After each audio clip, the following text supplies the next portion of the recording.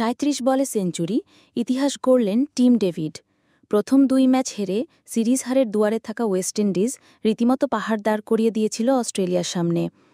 টি-20তে ব্যাটিংয়ের যত রমরমাই থাকুক, ২১৫ রান তাড়া করাটা এখনও কঠিনই বটে। বিশ্বাস না হলে বাংলাদেশকেই জিজ্ঞেস করুন না। তবে সেই এভারেস্ট সম রানটাই মামুলি হয়ে গেল অস্ট্রেলিয়ার সামনে।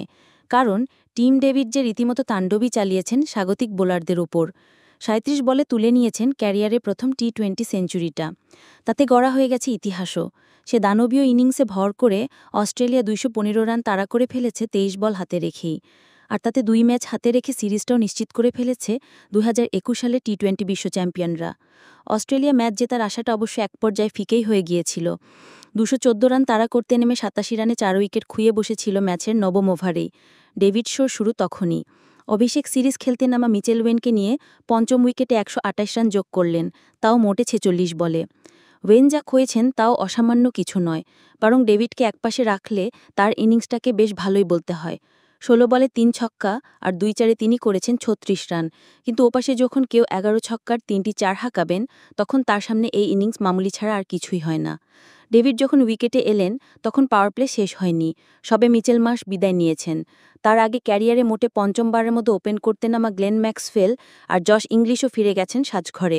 স্কোরবোর্ডে ৬১ রান ছিল বটে, কিন্তু ২৫৪ লক্ষ্য তাড়া করতে নেমে পাওয়ার প্লেতেই ৩ উইকেট খুঁয়ে বসাটা মোটেও শুভ কিছু নয়। তিনি মাঠে আসার পর ফিরে যেতে দেখলেন ক্যামেরন গ্রিনকেও। লক্ষ্য থেকে তখন ১২৮ রানের দূরত্বে অজিরা। বল হাতে ছিল মাত্র ৬৭টি। এরপর যে তাণ্ডবটা চালালেন ডেভিড, তাতে ৬৭ বলকে অনেক বেশি মনে হতে থাকল। ওয়ার্নার পার্কের চারিদিকে একের পর এক বল পাঠাতে থাকলেন। চোটপাটটা সবচেয়ে বেশি গিয়েছে গুদাকেশ মোটির উপর দিয়ে। ৫টা ছক্কার একটা ৪ হজম করেছেন তিনি একাই। বাকিরাও কম হজম করেননি। Akeal Hosein, Roston Chase, Romario শেফার্ডদের সময় বাউন্ডারি হজম করেছেন তার সামনে। শেষমেশ ৩৭ বলে সেঞ্চুরিটা পূরণ করেন তিনি। ভেঙে দেন অস্ট্রেলিয়ার হয়ে দ্রুততম টি-20 সেঞ্চুরি রেকর্ডটা। এই কীর্তিটা এতদিন ছিল জশ ইংলিশের দখলে। এই গেল বছরই তিনি এডিনবরায় স্কটল্যান্ডের বিপক্ষে সেঞ্চুরি করেছিলেন ৪৩ বলে। ১ বছর না পেরোতেই আজ সে রেকর্ডটা নিজের করে নিলেন ডেভিড। তার আগে ১৬ বলে করেছিলেন ৫০।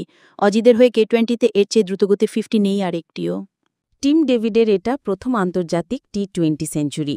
তবে তার এই ইনিংসের আগে অভিষেক টি-20 সেঞ্চুরি দেখা পেয়েছিলেন সেই হপ। ওয়েস্ট ইন্ডিজ ইনিংসের আদ্যন্ত ব্যাট করে ৫৭ বলে ১০২ রানের অপরাজিত ইনিংস খেলেছিলেন তিনি। তার ওপেনিং সঙ্গী ব্রেন্ডন কিং ৩৬ বলে ৬২ রান তুলে তাকে দারুণভাবে সঙ্গ দিয়েছিলেন। ১২৫ রানের ওপেনিং জুটিও গড়েছিলেন দুজনে। তাদের এই ঝড়ে ২১৪ রান তুলে ওয়েস্ট ইন্ডিজ বোধহয় ইনিংস বিরতিতে তৃপ্তির ঢেকুরি তুলছিল। তবে স্বাগতিকদের এই তৃপ্তি উবে গেল কিছুক্ষণ পরেই।